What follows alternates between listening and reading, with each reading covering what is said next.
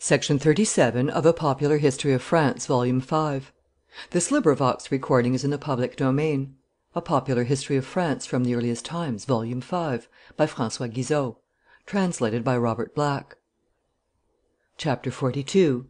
Louis XIII, Richelieu and Literature, Part 4. Many attempts have been made to fathom the causes of the cardinal's animosity to the Cid. It was a Spanish piece, and represented in a favorable light the traditional enemies of France and of Richelieu. It was all in honor of the duel which the cardinal had prosecuted with such rigorous justice. It depicted a king simple, patriarchal, genial in the exercise of his power, contrary to all the views cherished by the minister touching royal majesty. All these reasons might have contributed to his wrath, but there was something more personal and petty in its bitterness. In tacit disdain for the work that had been entrusted to him, Corneille had abandoned Richelieu's pieces, he had retired to Rouen; far away from the court, he had only his successes to set against the perfidious insinuations of his rivals. The triumph of the Cid seemed to the resentful spirit of a neglected and irritated patron a sort of insult. Therewith was mingled a certain shade of author's jealousy. Richelieu saw in the fame of Corneille the success of a rebel. Egged on by base and malicious influences, he attempted to crush him as he had crushed the House of Austria and the Huguenots. The cabal of bad taste enlisted to a man in this new war. Scudery was standard bearer. Astounded that such fantastic beauties should have seduced knowledge as well as ignorance, and the court as well as the Cid, and conjuring decent folks to suspend judgment for a while, and not condemn without a hearing, Sophonisbe, César, Cléopâtre, Hercule, Marianne, Cléomedon, and so many other illustrious heroes who had charmed them on the stage. Corneille might have been satisfied; his adversaries themselves recognized his great popularity and success.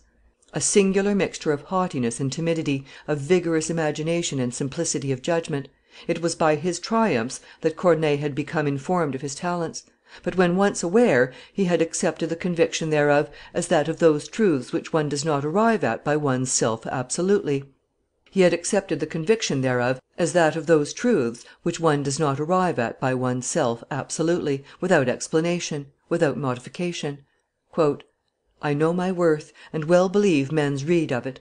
I have no need of leagues to make myself admired. Few voices may be raised for me, but none is hired. To swell the applause my just ambition seeks no clack, Nor out of holes and corners hunts the hireling pack.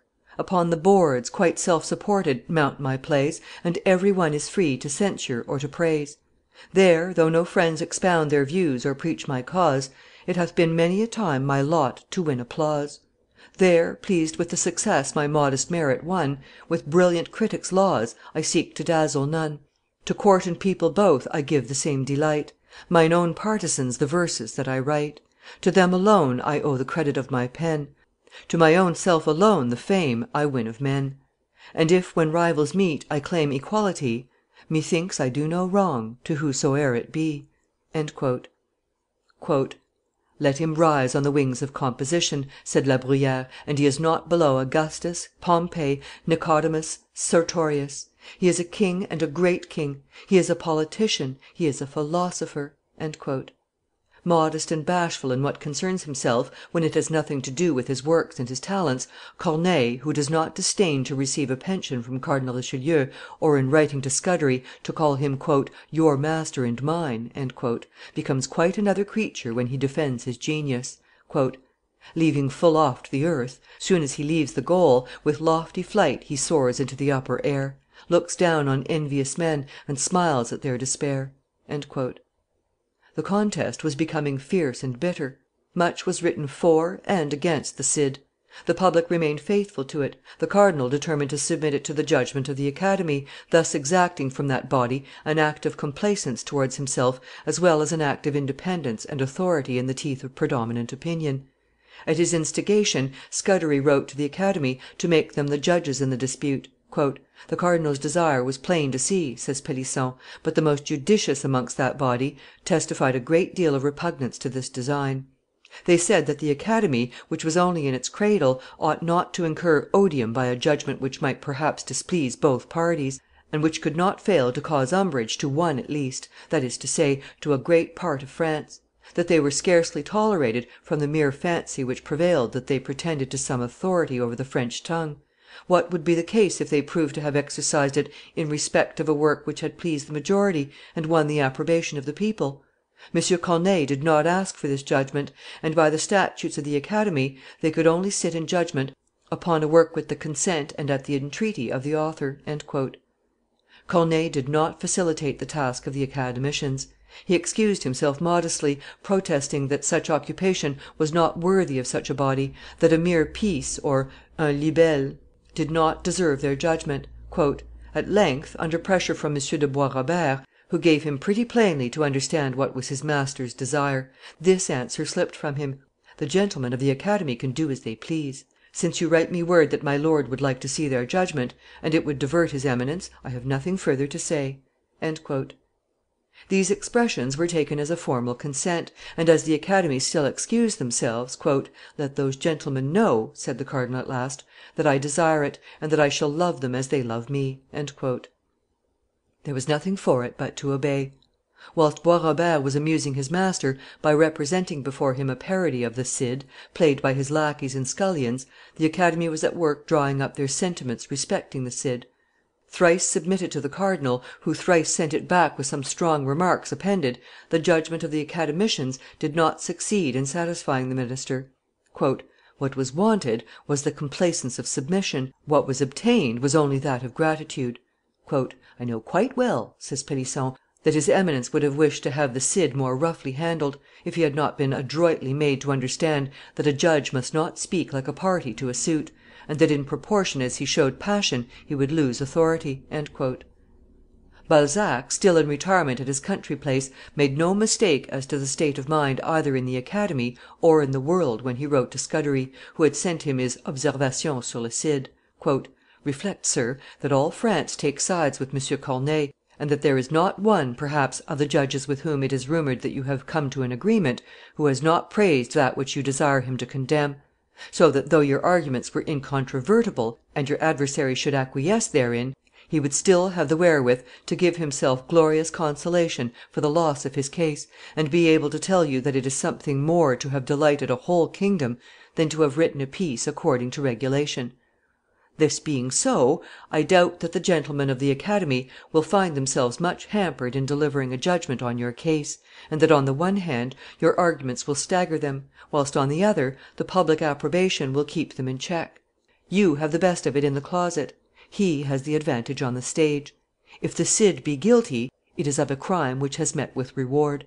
If he be punished, it will be after having triumphed.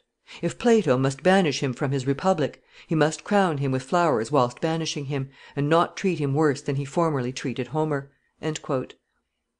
The Sentiments de l'Académie at last saw the light in the month of December, 1637, and, as Chapelain had foreseen, they did not completely satisfy either the cardinal or Scudery, in spite of the thanks which the latter considered himself bound to express to that body, or Corneille, who testified bitter displeasure. "The Academy proceeds against me with so much violence, and employs so supreme an authority to close my mouth, that all the satisfaction I have is to think that this famous production, at which so many fine intellects have been working for 6 months, may no doubt be esteemed the opinion of the French Academy, but will probably not be the opinion of the rest of Paris. I wrote the Cid for my diversion and that of decent folks who like comedy. All the favor that the opinion of the Academy can hope for is to make as much way. At any rate, I have had my account settled before them, and I am not at all sure that they can wait for theirs." Corneille did not care to carry his resentment higher than the Academy. At the end of December, 1637, when writing to Bois Robert a letter of thanks for getting him his pension, which he calls "the liberalities of my lord," he adds, "As you advise me not to reply to the Sentiments de l'Académie, seeing what personages are concerned therein, there is no need of interpreters to understand that. I am somewhat more of this world than Heliodorus was, who preferred to lose his bishopric rather than his book; and I prefer my master's good graces to all the reputations on earth. I shall be mum then, not from disdain, but from respect." The great Corneille made no further defence; he had become a servitor again. But the public, less docile, persisted in their opinion. "In vain against the Cid a minister makes league; All Paris, gazing on Chimene, thinks with Rodrigue. In vain to censure her the Academy aspires, The stubborn populace revolts, and still admires," said Boileau subsequently. The dispute was ended, and, in spite of the judgment of the Academy, the cardinal did not come out of it victorious. His anger, however, had ceased.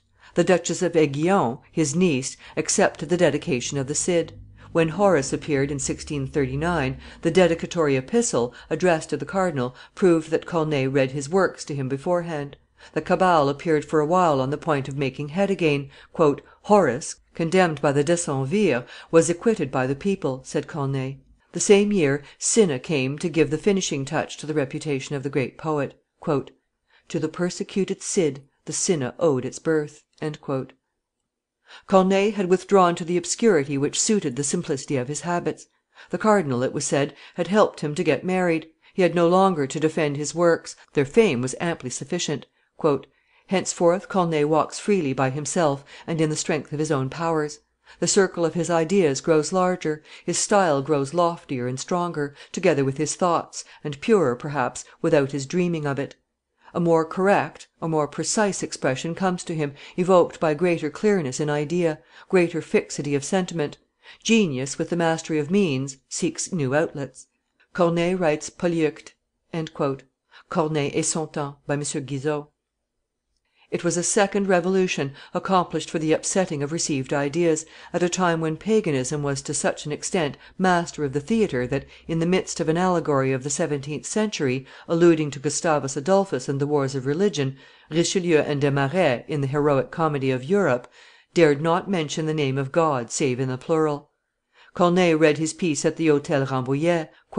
"It was applauded to the extent demanded by propriety and the reputation already achieved by the author," says Fontenelle; "but some days afterwards M. de Voiture went to call upon M. Corneille, and took a very delicate way of telling him that Polyeucte had not been so successful as he supposed, that the Christianism had been extremely displeasing.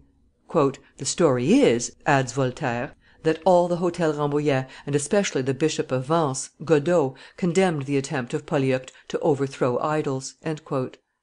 Corneille, in alarm, would have withdrawn the piece from the hands of the comedians who were learning it, and he only left it on the assurance of one of the comedians, who did not play in it because he was too bad an actor.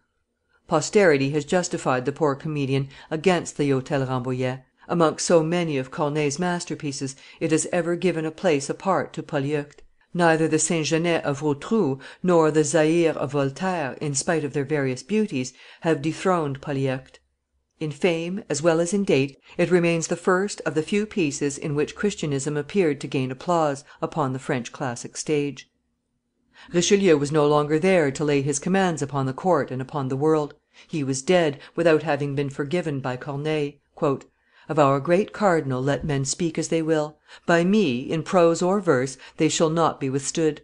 He did me too much good for me to say him ill; he did me too much ill for me to say him good." The great literary movement of the 17th century had begun. It had no longer any need of a protector. It was destined to grow up alone during 20 years, amidst troubles at home and wars abroad, to flourish all at once, with incomparable splendor, under the reign and around the throne of Louis XIV. Cardinal Richelieu, however, had the honor of protecting its birth; he had taken personal pleasure in it; he had comprehended its importance and beauty; he had desired to serve it whilst taking the direction of it. Let us end, as we began, with the judgment of La Bruyere: "Compare yourselves, if you dare, with the great Richelieu. You men devoted to fortune, you who say that you know nothing, that you have read nothing, that you will read nothing, learn that Cardinal Richelieu did know, did read. I say not that he had no estrangement from men of letters, but that he loved them, caressed them, favored them, and that he contrived privileges for them, that he appointed pensions for them, that he united them in a celebrated body, and that he made of them the French Academy." The Academy, the Sorbonne, the Botanic Gardens (Jardin des Plantes), the king's press have endured; the theatre has grown and been enriched by many masterpieces; the press has become the most dreaded of powers; all the new forces that Richelieu created or foresaw have become developed without him, frequently in opposition to him and to the work of his whole life. His name has remained connected with the commencement of all these wonders, beneficial or disastrous, which he had grasped and presaged, in a future happily concealed from his ken. End of Project Gutenberg's End of Project Gutenberg